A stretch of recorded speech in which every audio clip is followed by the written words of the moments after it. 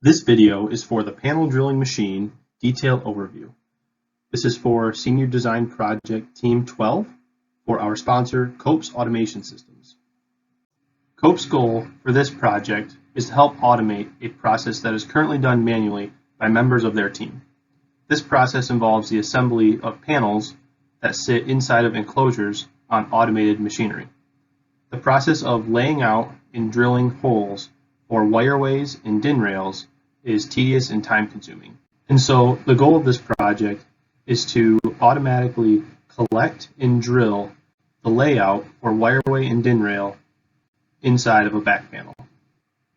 Listed on this slide are the major specifications among the many others for our project. Specifically, our machine must accept a panel ranging in width and length of 16 to 72 inches.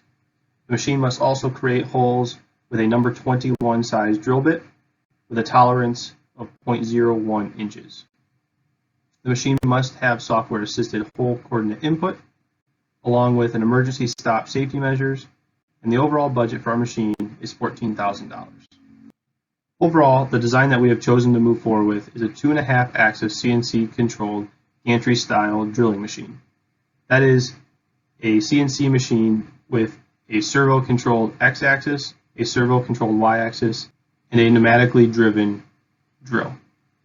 The software will use G-code generated from the electrical drawings and will be driven using the Acorn CNC controller. Our solution involves creating readable G-code for our CNC controller. To accomplish this, the electrical schematic must be exported from ePlan and modified in SOLIDWORKS where macros can be applied. The panel build machine is controlled by the Acorn CNC controller from Centroid.